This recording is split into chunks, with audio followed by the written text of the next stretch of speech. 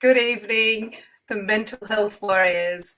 I am joined with Robert Grimes tonight. I have the pleasure of talking with Robert tonight for the next hour. Robert is actually an evolutionary leader in love, life, and business, and he's affectionately known as the couples whisperer. So I'm looking forward to deep diving with Robert tonight to share his insights, his knowledge, and his experience. So I look forward to tonight. We'll be back in a second after the Mental Health Warriors clip.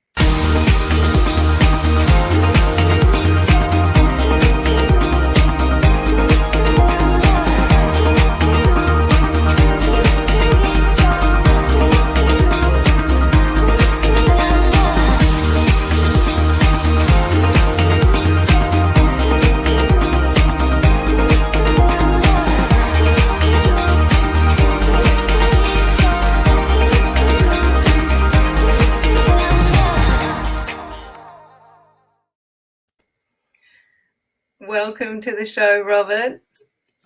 Thank you, Kim. Thanks for having me on. Oh, it's so lovely to have you here. I'm really excited to share some of your insights and what you've been up to. So an evolutionary leader in love, life, and business, and affectionately known as the couples whisperer. Talk me through it. Talk me through it. Well, life is amazing when we can, look at what's happening. Even these days where there's so much going on that can pull us down and take us down into a spiral, into whatever. But, there is many things in life that are amazing. And one of them is, or one of many, which is a big one, is love. Yeah. How we love and how others love us. And when I talk about that, I'm not just talking about our intimate relationships. I'm talking about our children. I'm talking about our friends. I'm talking about our acquaintances and our work colleagues and all of those. How can we best that we can come from a place of love? Yeah. And if that makes sense, because the other place that I can come from is, and I put these are the categories that I have. I come from a place of love and I come from a place of fear. And yes, I have everything in between there. But if I know where I'm coming from, that means I'm conscious of what's happening for me, how I'm behaving, how I'm thinking, and what I'm doing and relating with others. If I'm coming from a place of love, things are going to be amazing. If I'm coming from a place of fear, I need to own that, realize that, and know that. We can just own it, and then things can change when we acknowledge that we're coming from fear, if that makes sense. So yeah, I love that. Picture. Yeah, I love that. And it's interesting that you actually share that, because I've actually been practicing that quite a bit. And practicing it in a sense that we can get triggered by other people through something that they say or that they haven't given us, which we maybe need in work or life. And we kind of go, why didn't they do that? And we kind of attach to it and get a little bit frustrated. Then I stop myself and I go, okay, Kim, you need to come from a place of love. Maybe they've forgotten to give you the information. Maybe it slipped their mind to share that piece of information with you, because we have this expectation. And so, yeah, I really like that you've shared that. And then I'm curious to then notice like the fear part, to actually understand that, what you mean by that, because it's the reaction that we sometimes take because we expect others to be thinking how we're thinking. Yes. So I might get frustrated with someone else, and if I wasn't coming from a place of love, I could be projecting that frustration. So I'd love to know a little bit more about that from what you mean. Yeah. Because in my own experience in life and in love, that love is expansive, right? Love is generous. Love is just so expansive in my energy. Then fear is so contractive. and it just pulls me back into, and I can get depressed. I can get, have a lot of crazy thinking up in my mind when I'm in this fear.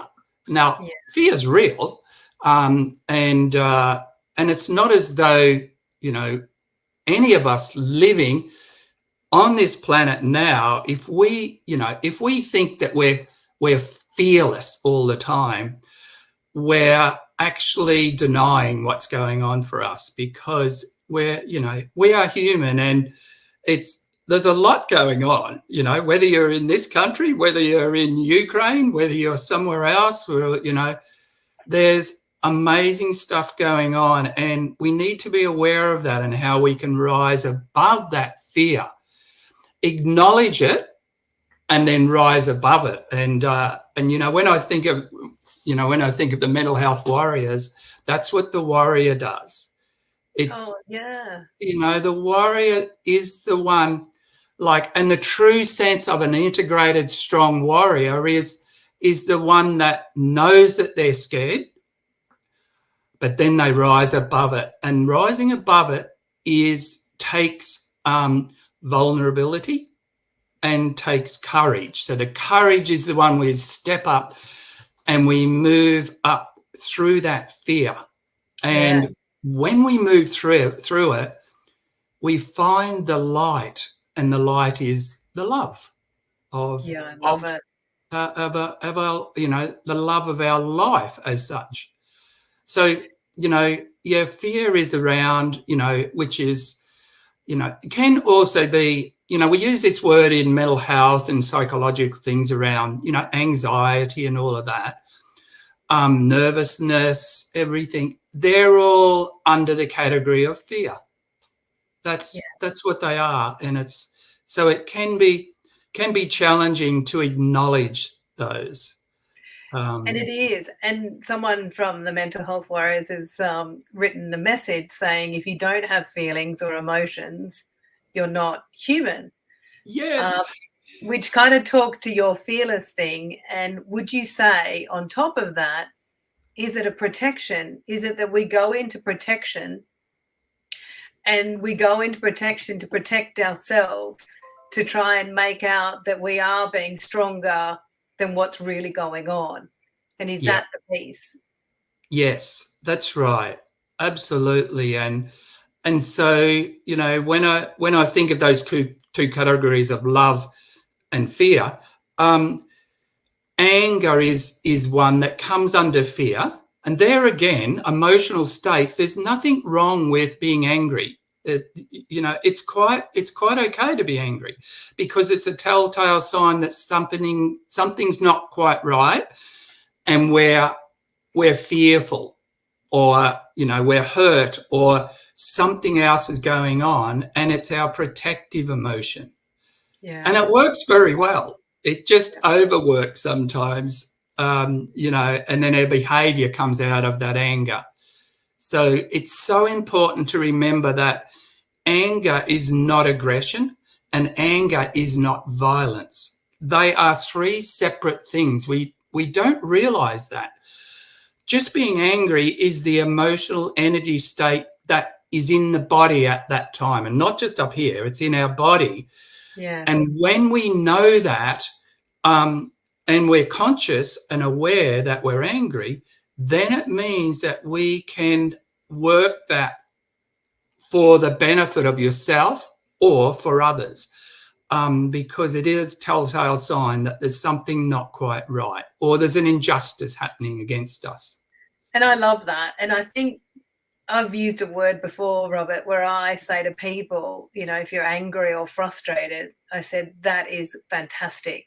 And so they look at me and they sort of say, what do you mean? And I said, well, that's the leverage point, because you're getting to a point. And I love it how you said that it's not a bad thing. I can't remember the word that you used, but you were saying it's not necessarily a bad thing. It's just an expression. And so an expression, but yes, it can sometimes come out in different behavior. But if you're consciously aware about how you're delivering it, it's giving yourself permission to also feel that as well. Yeah. Yeah. And it's not that we sit in that all the time, No. you know. Yeah. That's right. And do you know, like, my fear when it comes my way now in my life, my belly or my gut tells me before my head does. I get a twinge. I get a twinge in my belly, right? And then I tell myself, what's going on here? There's something going on. I'm angry. I'm fearful. There's something going on for me, which is, so that's the body stuff that we really need to get into these days. And there's a lot of work done around somatic and body work, around understanding what's going on for us, as a human, as being a human with a beautiful soul that is trying to express itself through this vessel that we have, this beautiful body that we have. Sometimes it starts to break down as we get a little bit older, but, and we need to look after it as well, because it is our vessel for who we truly are. I agree. And I love that, how you're actually understanding and connecting with your body, and your body is telling you before your mind is. And it takes a bit of practice, would you say? And well, yeah. And I'm sure, a lot of your clients would be, and look, I know we all get caught up. We get caught up in our heads and we forget to listen to our bodies. And it was something that I was taught from my mum from a very young age: always listen to your body. And we don't really realize how much it's actually telling us. That's right. It's telling us all the time. And even to the point of when we get sick, that's telling us something. Our body, whatever it is, it could be a virus, a bug, but also some of our body organs might start to play up a little bit, or, it's telling us something. It's wanting us to listen. And a big one is that a lot of times our body is trying to tell us to slow down, relax, chill. And if we don't, we're going to get sick, and then that's pretty much, connected to stress. And then that's connected to, the bigger part of stress is trauma that goes on, and that's a big thing that happened, and trauma is expressing itself very, very much, in our community, on our planet at the moment. And it's what we do with that and how we acknowledge trauma that comes up, because I'm working with relationships, mainly with couples, but it can be with, more than a couple, but it's the dynamics and the patterns that play out in relationships, Kim. And so, tonight it was like when I was thinking about coming on here, and I thought the 3 words that I'm going to bring up tonight is relationship, trauma, and triggers. Yeah, nice. Yeah. Nice. I think they're, very much interconnected, Robert. I really do. Yes. And you do a lot of work with people, so you would be seeing a lot of different traumas through people's patterns, as you say, and behaviors, which is then causing triggers either within the relationship, which then talks to the communication with ourselves and with others. Yep, that's right. Absolutely. And when those triggers play out, and when I say play out, our behavior acts out of that trigger. That's when we're in our primal brain, a brain of where it goes from, fight or flight, as they call it, or freeze. So when that's playing out, what we say or what we do is probably not going to be helpful for the relationship, and it's more than likely not going to be helpful for the other person that you're in that relationship with and you're trying to communicate. When your primal brain, it gets triggered, it's time to chill out. It's time to take time out to calm down so you can get back into this frontal cortex here, you know, our rational and reasoning part of our brain that connects very, very much down into our body, and that then we can have conversations that are reasonable. Yeah, and I think that's fantastic to highlight that, Robert, really.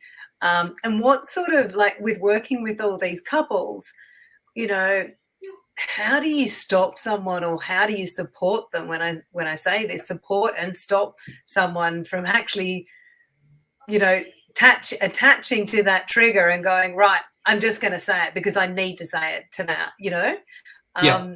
How do you support people, and what sort of tools or strategies do you offer which you think have really helped people to kind of stop, to actually be able to respond rather than reacting at that time?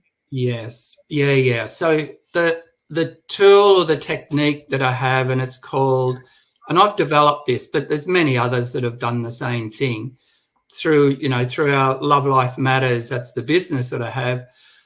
We call it healthy time out. And Oh, it's like and so we need to remember that when, and this includes myself, right? Very much so. So, every one of us, that whenever we are triggered, and we will get triggered to varying degrees, like from a 1 meaning very soft trigger to a 10, which is absolutely exploding, gone, lost, it's like, it's almost a brain snap. That's what they can call it. Unfortunately, and that's when some people can act out of their, their anger. And I know of some men that have done this, and where next minute they've hit a gyprock wall out of their frustration, out of their trigger, out of their trauma. They've hit a gyprock wall, and they don't even remember hitting it. So it's like it's an explosion. And so now that's really challenging, because, that can end up in, domestic violence, sort of stuff. However, we have our lesser ones than those, where we might say something that's not helpful. So the healthy timeout is, and most of the time I tell couples that it needs to be minimum of 20 minutes. After you've practiced it for a while, you might be able to bring that down a little bit. I remember last year there was this was a man and a woman in relationship, and they were having troubles, and he said, I need 6 hours. So we had to work with 6 hours for him to calm down. So, but in that healthy timeout it's like you need to take the time out, then you need to actually have a strategy, have a technique, have a tool that works for you, that calms you down. Right. So I do tell couples, some of the things that work for me, and that are that work for a lot of people, but sometimes they need to find their own calming down technique. But of course, breath work is phenomenal. Just as simple as just stopping. First of all, what you've got to do is, if you're in that triggering situation with someone else, whether it's your intimate loved one, whether it's your children, whoever it is, one of you need to go time out or time out, right? And you need to move away. That's it. You've got to move away. And then you've got to bring in your tool or your technique, whatever that is. It might be going for a walk. It might be, some people have a shower with water is okay, but breathing is amazing, to just stop and focus on your breathing. Mindfulness, as they say these days, anything like that, where you'll just stop and you be present with something that's not part of the trigger, that is something calming. And when you can do that, then you come back into your frontal cortex in your brain, in your mind, and then you can come back together. So say for an example, you have 20 minutes and you both agree on 20 minutes. you must come back in 20 minutes, or you must either text the other or let them know that you need more time. Because Yeah. if you don't come back at all that's happening is that issue or that situation or that conflict is going to go under the carpet. And then Yeah. if they keep going under the carpet, Kim, you're going to trip over the carpet sometime or other. I love that. I think it's true. And Adam said here, he goes, with him, when he hears the word trigger, he used to take it personally and then turn it into a mistake. Now he sees the trigger as an opportunity to work on himself. So I think Wonderful. it's really wonderful, isn't it? Yes. Yeah. And I think that's a really great point. And I know you will be able to talk to this is when we're triggered, we're the ones responsible to actually work through that. And a lot of people are transferring that blame or that energy, and I'm sure you'll agree with me, to others. But the others are not holding that because they don't know what the issue is. And it's up to us to actually work out, as you said, are you in a healthy state to actually then be able to deal with it, to then address it. And it takes a lot of courage, because I know you used the word courage earlier, to actually then share your voice and saying, this is how I feel. Yeah. I just wanted to share, what did you mean by that? Because I've taken it this way, and it's having those healthy conversations, Robert, that I feel that we can open this conversation up to people. You and I are both very passionate about it, but I'd love your insights on that, Yes. Yeah.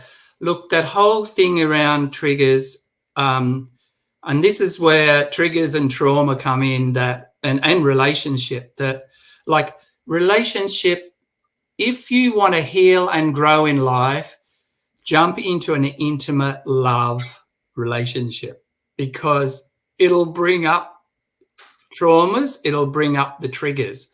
So because you're trying to connect at a deeper level, and if there's anything stopping you, it's going to come up and manifest a little bit. Now, that's the challenging part, because when it does come up and when the trigger comes up, it is, if my trigger comes up, it's mine. It's not the other person. And the important thing to remember is that the trigger is not just about either the behavior or the action or the inaction of this other person that has triggered you.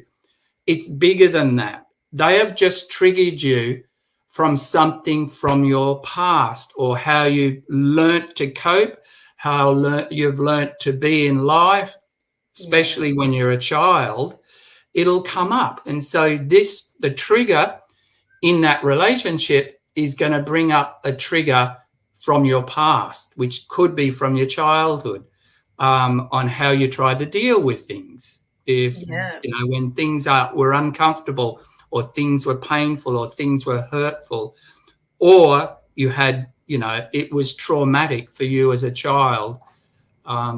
So that's the important thing to remember about that, that they are about our traumas. And Kim, every one of us has traumas from our past, varying degrees, one meaning very light, 10 meaning extreme. And if we have traumas that are in a 10 out of 10, we simply will not be able to hold down an intimate relationship.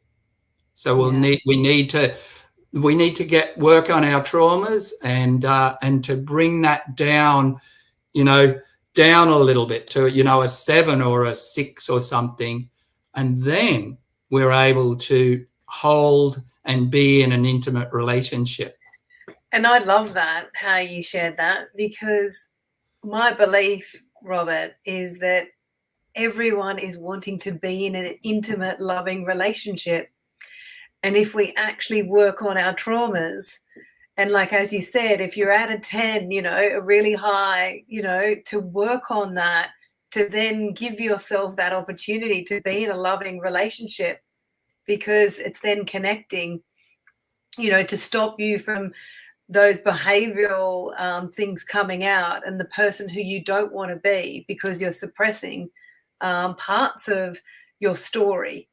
So I just think that's beautiful, because we all deserve love. And I am a big believer is that we are all looking for love Yeah. and to be loved. I Yeah. really honestly believe that. And we've all been hurt, or, as you said, had traumas, which has Yes. impacted us in a way to create those coping mechanisms. But it's then undoing those coping mechanisms and leading from love, not from fear. Yes, absolutely, Kim. And it's great that you brought in the word hurt, because that can be, even a better word to use than trauma. So, we all have been hurt to varying degrees. When we're a child, when we're, growing up, any time in our lives, and that those can stop us from, being present in an intimate relationship, if that makes sense, because being present is meaning energetically, emotionally, maybe even like spiritually, which is energy anyway, of being present right there and being mindful with that person at that time, if that makes sense. Oh, yeah. Yeah. I remember, and this is going back a few years, when my partner and I came together, and we were walking along the beach, and we were holding hands. So we were physically touching each other, which was nice. But I started thinking about work while we're at the beach. And, and, and she's gone, "Where are you?" And I've gone, "I'm right beside you." She said, "I know you are, but what are you thinking about? Because you're not here at the moment." She picked it up. And Wow. I caught her, and I went, "Yeah, that's right. I'm not present right here with you on the beach, with the sand coming between my toes, with the seagulls, with with the ocean, the whole lot, and with my partner. I wasn't present then." So that's the important thing, to be present. But sometimes being present with our intimate partner can be not hurtful, like painful, Right.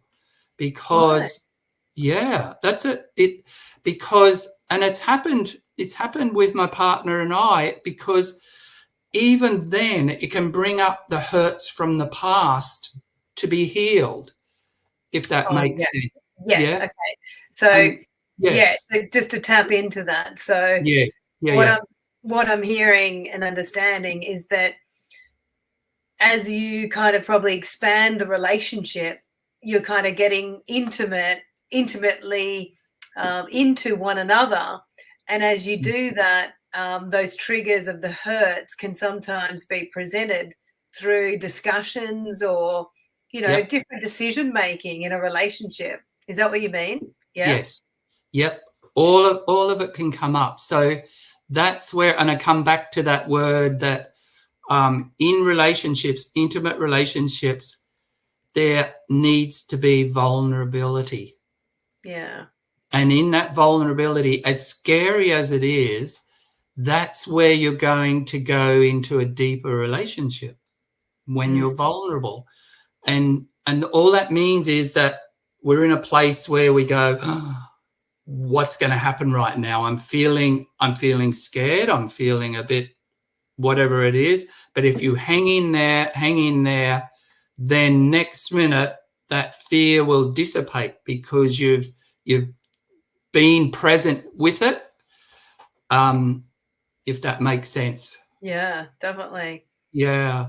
Yeah, you're being open to actually look at, and it does take a lot of courage and vulnerability in Mm, sharing certain things, because yeah. then you're getting feedback from your partner as well as to how they are able to emotionally, say, hold that space for you, or what Yes. type of reaction that they're going to give you. So yeah, it's kind of it's a great opportunity to then learn more about self, learn more about how you can then express or what you are looking for from your partner as well. If they weren't giving you, say, the presence or being, present for you, or not giving you certain feedback, because some people, I think, in relationships, Robert, get upset because they're expecting a certain response. And I think that's a really key thing with relationships, in trying to keep on communicating through that process. Yes. Yeah. And just back to that word vulnerability, I know what it's like myself, even now, but when I'm vulnerable, then there's a part of me goes, and this is my protective personality part, which is that, that part that goes on up in here, which is my ego, as what's called I call it protective personality. And it'll start talking to me and it'll go, oh, but if you stay too vulnerable, this person, whether it's my partner, whether it's some other closer friends, they might reject you. And then how you're going to feel. Remember what that was like when you were a child, when someone rejected you. Oh, definitely. And so it does this whole thing up here around that. And then I feel it and I go, and then I've got to make a choice. Do I stay vulnerable, like sharing what I'm sharing with my partner? Or am I going to opt out because of my protective personality, my ego telling me, oh, you're going to get rejected here? Or is it us rejecting ourselves in that moment? That's a good point. And the reason I say that is I've been thinking about that a lot, because we're fearful and holding these frames of thoughts, thinking someone else is going to reject us, but yet it's us just not being true to ourselves. And comes back to that love piece. And the more that we're leading from love and loving ourselves in those parts, and even though it is scary, it's something that on some level that we're wanting to share at that point in time. Yeah, Kim, you've just got it there. And that's the essence of what you just said there, because it's even taken it far more than what I just said around the other might reject. Is you just said, but is it really rejecting or discounting or, even putting yourself down? Yes. And then it does come back to the more that we can care for and love ourselves, as you said, then the more that we can be present to love others. Yeah. It's so important, that. Oh, it is. And I think we, as humans, I feel like we keep naturally doing that to ourselves. So why do we do that to ourselves? Why do we keep on doing that, Yeah. And how do we support others who are, discounting themselves, saying, oh, I'm not good enough, or, I could have done that job better, or, whatever it is in a relationship, how we're relating. Oh, I wish I hadn't have said that, little things like that. Yeah. To practice coming from that, how do we do that? How do we support others, Robert, in that space? Yeah. Oh, that whole thing around what, where did it come from to think that we're not good enough, or where did it come from? And because every one of us, we are good enough. We are amazing, right? Yeah. But we've created that.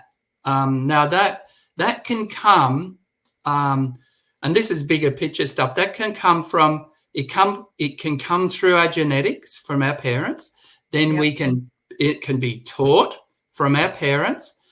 And when I say taught, just as a child, observing our parents and how they're trying to do their life and how they're trying to either love themselves or put themselves down or project it onto someone else, then, we take that on board. That's like our social and our cultural conditioning.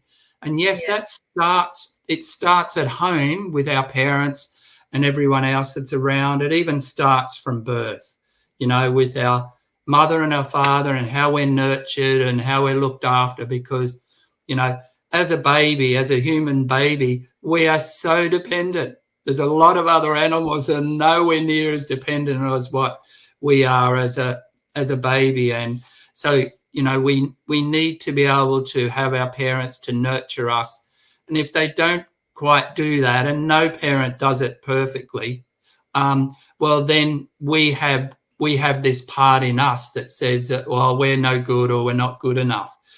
And then our journey then in life is to you know, dispel that's a myth. It's not true that we are as good and as perfect as we need to be as this person.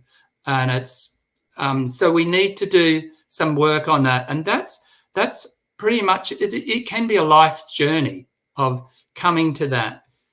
And when I think of that, it's what we've created is our protective personality, Yes. you know, the ego. Yeah. So we've created that to cope in life. And so what we need to do, and this is something that, you know, I've learned along the way, is as we get a little bit old, like when we're younger, we build up our protective personality, we build up our ego. And in some way, that's what we do. But at some stage in life, there's no set age, we need to start letting go of our ego and giving more space and time for our soulful self to come That's through. The true sense of who we are, Kim, is our soulful self. And when we give that more time, and a lot of times that is giving it time to be nurtured, to be cared for, and to expand out of love, then that's the truth. That's the essence of who we are.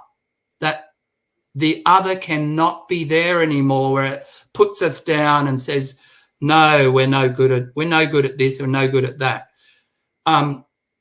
Our soulful self becomes more present than our protective personality. But generally in life and all this, you know, just living life, we get demands that push our soulful self down and our protective personality comes out. And, you know, and then it's fear-based and it's doing all this stuff out there, and it's acting out, play acting out, instead of being in our true soulful self. And what do you think that's about? Yeah, what do you think that's about? Like when you say you know, we get pushed our soulful self. I found that really interesting, and I think that's a really good point. Yeah. Is our soulful self is being pushed down? Why? What do you mean by that? And can you kind of give an example around that? Yes. Well, in my life, you know, there's been so much around, and this is the part that challenges me, is, you know, performance of being seen for who I am, being seen for, which means it has expectations. And I put expectations on myself. I'm performing to be who I think others want me to be.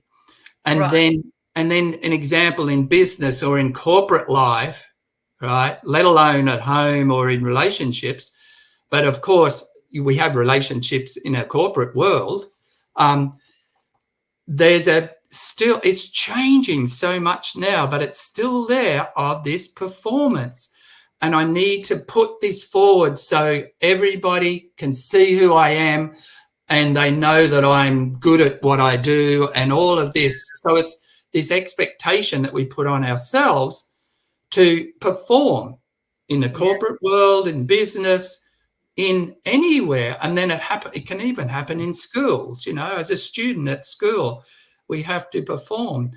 And then that will take us away from our beautiful and nurturing soulful self of who we are, that true sense. So we get pulled away. Yeah. Does that make sense? It does. And what I what I'd like to tap into is, do you think that we're missing the meaning behind the performance? And I have this theory that meaning drives performance. It doesn't have to necessarily mean in a full-on way, but it's around what we're actually performing. And so if we were to really look at it in a beautiful way, so even in a relationship, Robert, you know, how are we performing? What is the meaning behind our performance in having an intimate relationship? What is the meaning behind the performance in cooking a dinner, you know? And so it doesn't have to be perfect, but I think what society has created and, you know, expectations, as you say, and I think it's really key. I really appreciate that. In the corporate world, it's just all been about performance. It's all about the doing. You know, we've got to get this done. We've got to get these tasks done. It's the doing, and we actually don't stop. And you said it right at the beginning. You said there's basically, you know, we need to stop. And I think, you know, we don't even realize some of the key things that we offer people, Robert, and what you share is so powerful that for us to stop, to actually look at it and go, well, what do we want to achieve here, even as a couple or in business, whatever it is? How are we collaborating? How are we communicating to achieve that? And I have this belief, Robert, and that it's okay to want outcomes. Yes. And we all want certain outcomes, and it could be a happy, healthy, loving relationship. And I think all of that is achievable. It's about how we are plugging in and the practices that you said. You know, are we leading with love, you know, or are we leading with fear? Yeah. So, I think there's some magic in a lot of that you've shared. Yeah. Yeah. Oh, Kim, you've just, and I know that you and I in the past have talked about this and around some gender stuff that comes up in relationships, like, and the expectations of, you know, what it is to be a man, what it is to be a woman, but also that can be in same-sex relationships, you know, just what is it for both the couples that, you know, if they're both women, what's the expectations of them being in relationship? And then the, you know, and for myself is that, you know, me, what is my expectation of being a man in a relationship? And you know, when, there's all those sort of things that can come up in a relationship where we go, where did that come from? Where is that conditioning, you know, that gender conditioning that happens around, and do I hold on to that? Because, and there's a lot of couples work that I do, you know, that we look at that sort of stuff too, because there can be a lot of expectations around, oh, you know, the wife, the partner needs to be like this, and the husband, you know, the man needs to be like this, and like some of that gets in the way of like the relationship, because we are all human beings, and we have our cultural conditioning, and some of that cultural conditioning doesn't help. Yeah. If that makes sense, you know, it makes total sense. And do you know what I love, and I think we've talked about before, is, and which you touched on, is around the gender and what's my conditioning. And the word I love to use is our needs. You know, how are our needs getting met? Because if we were to wipe the slate clean and not be conditioned, what is it that we need? Or, you know, in your language of love, Robert, could be touch. And what I say, you know, to people in relationships as well, and in doing work with people in relationships, you know, sharing a different form of language. And I say to them, you know, to use offerings like, would you be open to holding me in public or holding my hand in public? So you're sharing with a partner on a level one of your needs. And I think that that's fundamental in integrating and asking people, would they be open? And it's such a beautiful way to actually offer it to someone. Would you be open to holding my hand? Because that's something I'd really love, because I feel connected when we're, outside, the other person may not be comfortable, but they could then look at starting to express that or starting to be open to that. And I think that's really key. Yeah. I'd be curious to know what you think, with some of the people that you're... That's beautiful when, in that specific thing around, holding hands in public and knowing that, that is a need, and then can the other meet that? And that's all conscious and aware. When you own your own need and you ask your partner to meet that, that's the beauty of what happens in intimate relationships, because none of us are perfect. That's right. None of us. So we have these, but when we're aware of what our need is or our needs, and we ask the other to meet them, and vice versa, of course. So, then, what happens there, Kim? And I tell lots of couples this, because a lot of times I tell couples, you're in this relationship for healing and growing. So get used to it. So what you can do is, when you meet the other's needs, you can help them heal. And I'm not necessarily talking about just holding hands, but holding hands can do it, because it may have been something, in touch that was missed when that person was younger. Yes. And then, and we're talking about even, the 5 languages of love, as, and when I think of those, and you mention it, and my number one language of love is physical touch, right? Is it? Wow. Oh, I love it. Yeah. And then my second one is words of affirmation. So, and, so I need that. I need that. Yeah. And for someone to be able to tap into that, to be aware of that.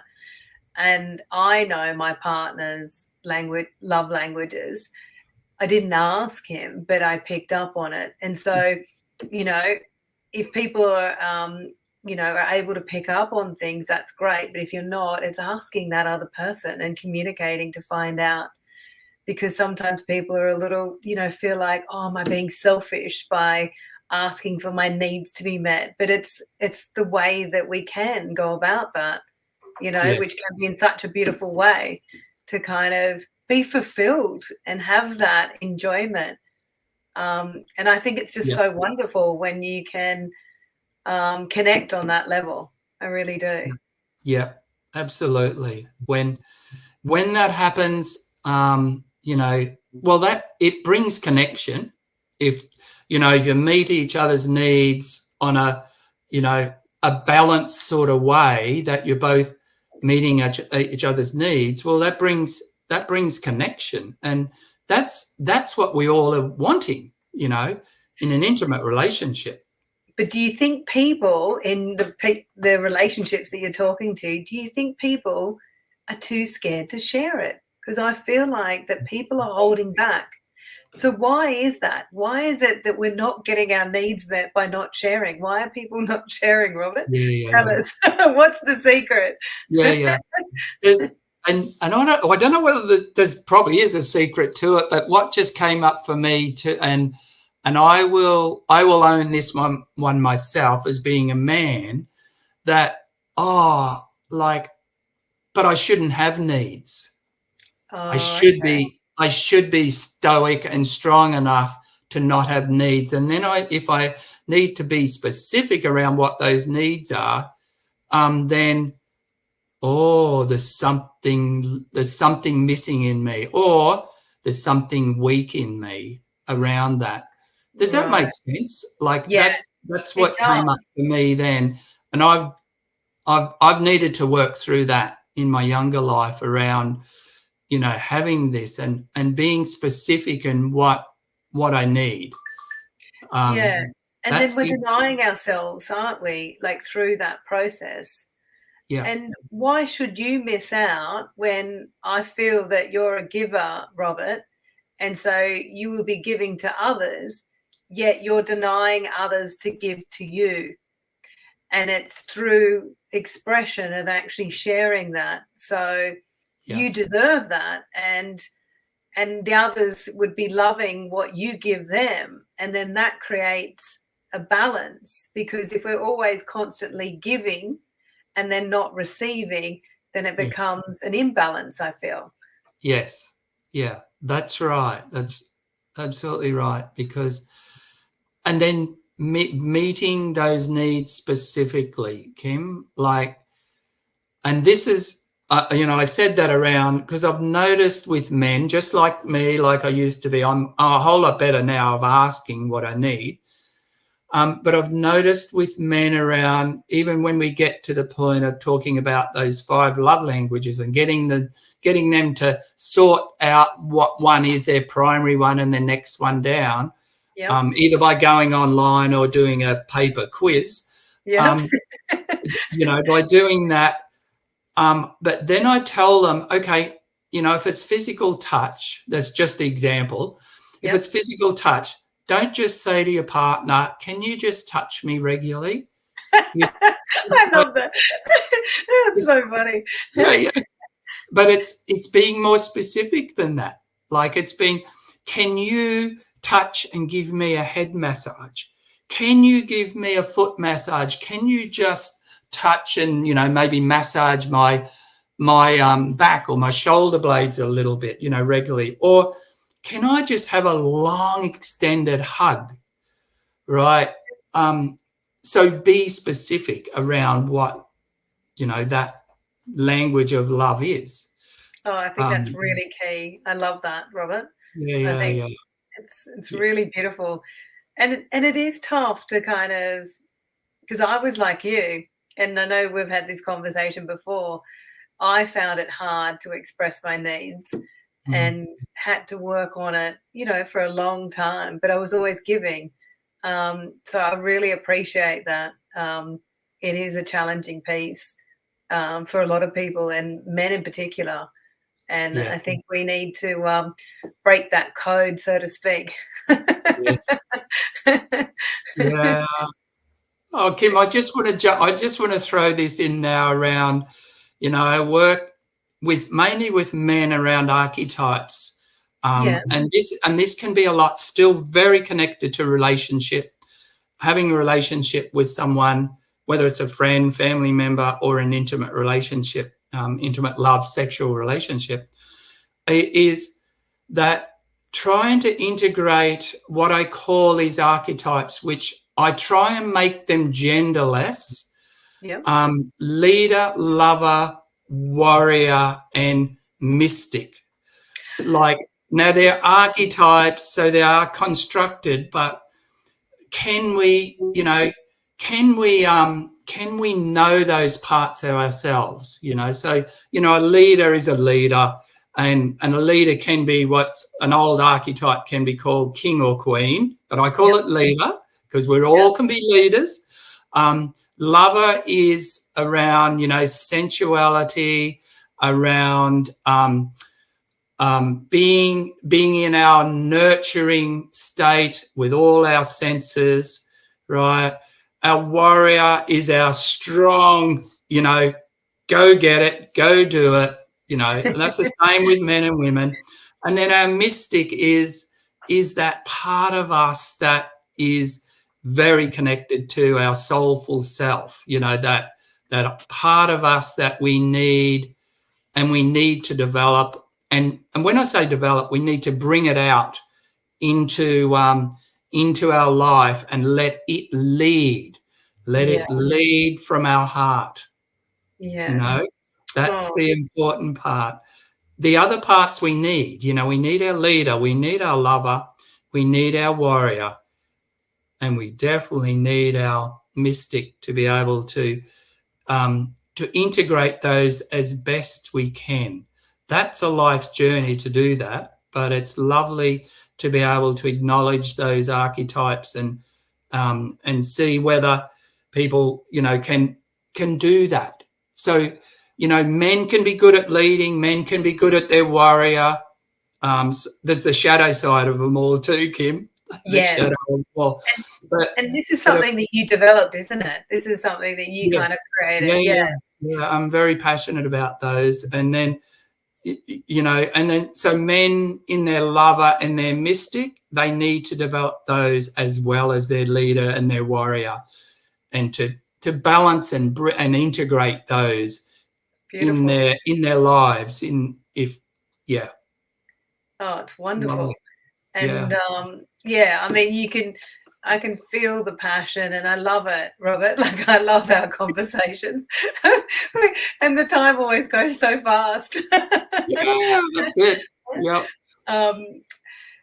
What else? Is there anything else that you feel compelled to kind of share tonight? You've shared so much rich information, Robert. It's been just wonderful. It's been so easy to talk to you, and and to just hear these experiences and the work that you're doing, and these archetypes. Like, I think, if I was to ask you, and what my takeaway is you're deepening an individual into their self, their inner self, and you really are deepening that for relationships, and being the couple's whisperer.